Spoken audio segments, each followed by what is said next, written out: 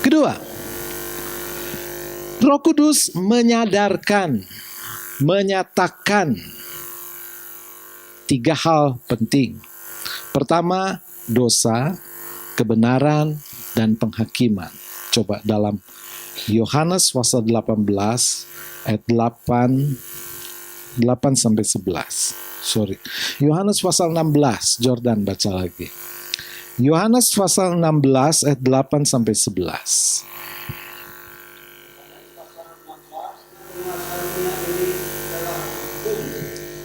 Iya.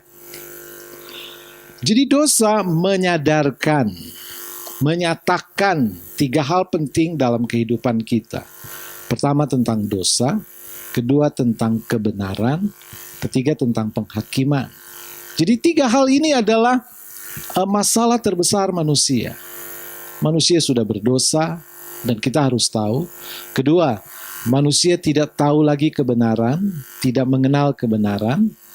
Dan ketiga, manusia akan mengalami penghakiman. Pertama tentang dosa. Dosa adalah masalah utama manusia. Jadi manusia oleh Roh Kudus disadarkan bahwa engkau orang berdosa. Bukan untuk menyudutkan manusia, bukan untuk membuat kita buruk, merasa bersalah, tetapi untuk memberi solusi. Karena kamu orang berdosa, maka Roh Kudus membawa kita kepada Kristus, kepada solusi. Yesus adalah solusinya. Dia seperti dokter. Ada seorang bapak diperiksa ke dokter. Dokter bilang, aduh kayaknya bapak kena liver. Tidak boleh makan ini, tidak boleh makan itu. Tidak boleh makan goreng-gorengan. Pokoknya semua makanan enak tidak boleh. Ya, gejalanya lemes, mata kuning, sudah liver mata kuning kan, udah sebulan kok nggak sembuh-sembuh. Akhirnya cek ke Bandung, dicek.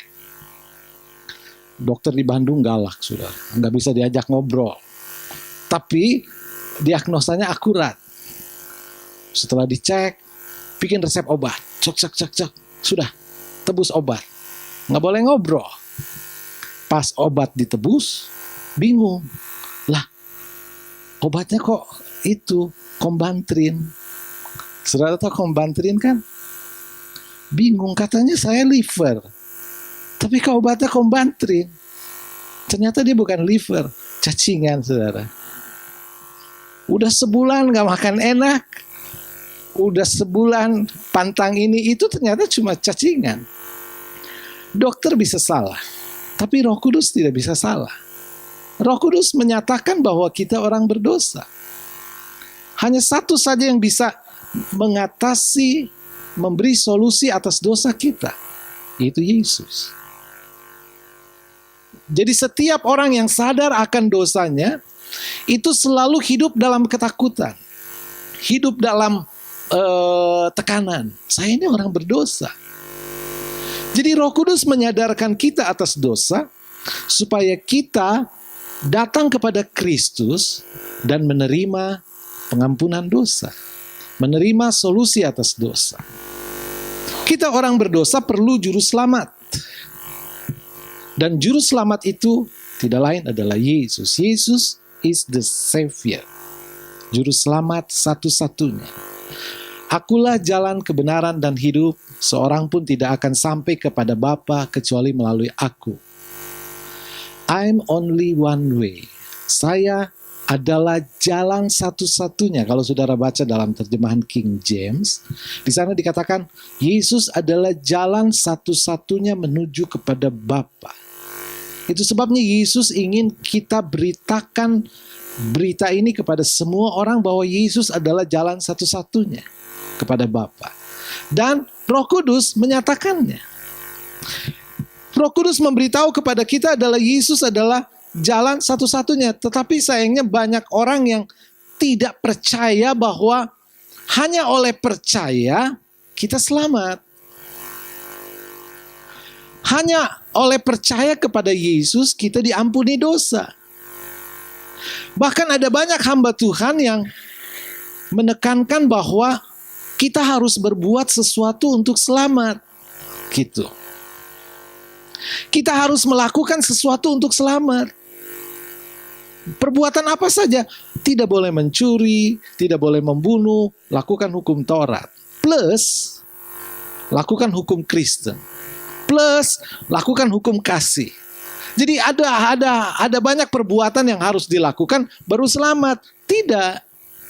Keselamatan itu terjadi hanya oleh percaya. Titik. Katakan amin. Saya ingat seorang hamba Tuhan di pedalaman itu mau berlayar pakai perahu. Jadi pelayanannya di pulau-pulau.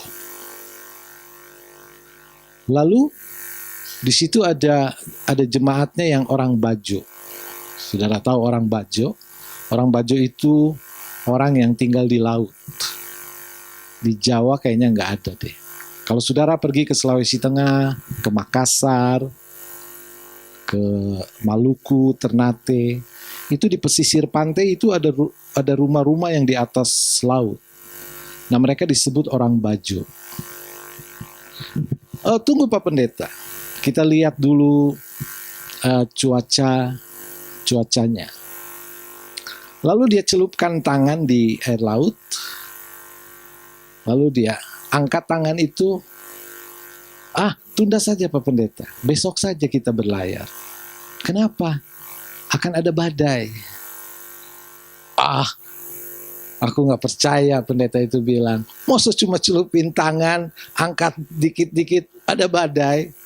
Ya, kalau nelayan di Swedia atau di Jepang itu punya GPS. Jadi kalau ada badai, mereka tahu.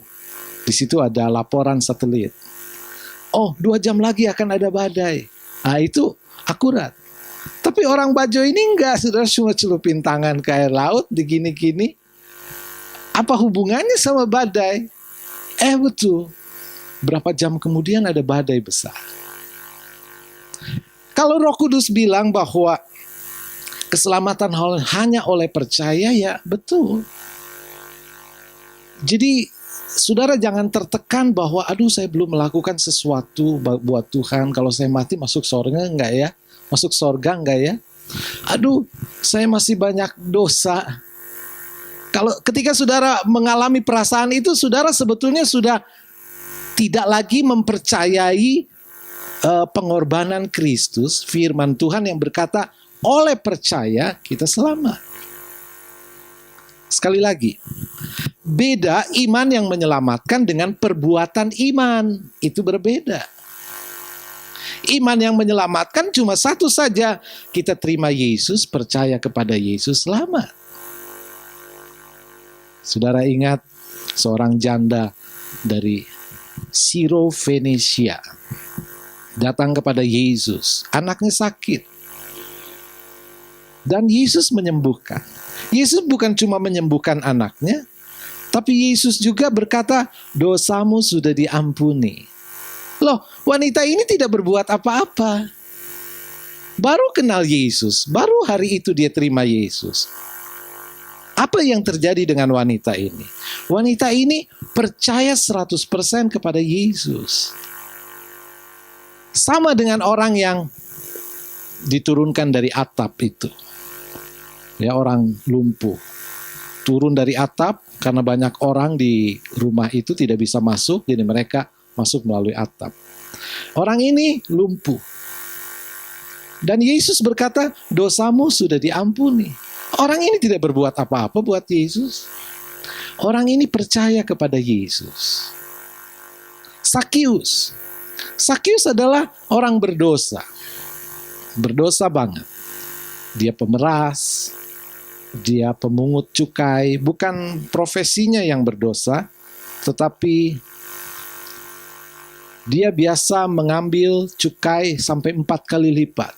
Jadi misalnya pajak cuma 100.000 rupiah, 100.000, diambil 400.000. Harus bayar. Kalau tidak bayar, orang tidak boleh masuk ke satu kota. Tapi waktu Yesus datang ke rumahnya, Yesus berkata, rumah ini sudah diselamatkan.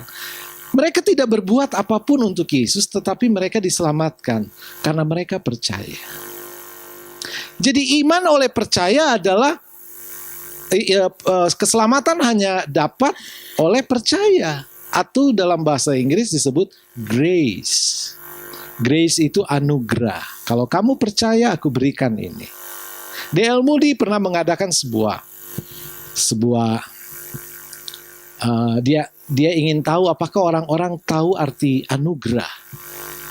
Sebab di Eropa, di Amerika juga sama, bahwa keselamatan itu harus berbuat sesuatu. Dan D.L. Moody berkata kepada seorang di jalan, di Eropa Kristen semua waktu itu, di Amerika Kristen semua, do you know what is grace?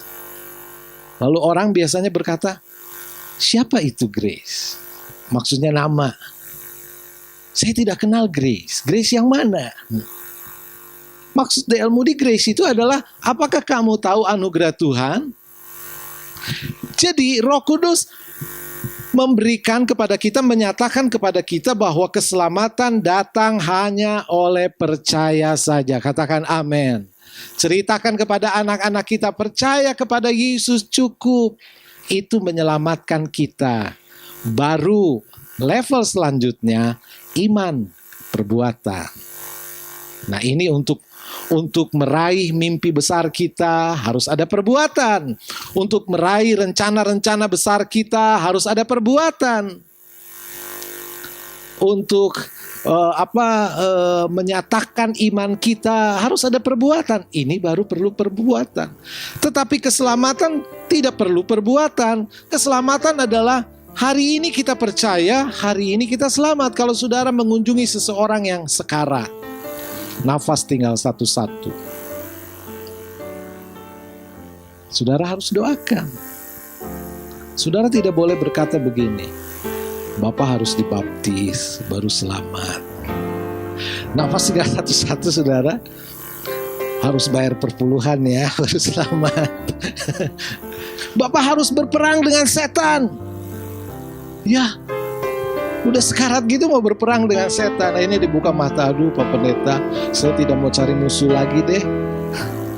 Cukup, musuh saya udah banyak. Tidak, saudara. Saudara berikan kepada dia bisikan kata, percaya kepada Yesus, titik. Terima Yesus, titik. Maka dia diselamatkan.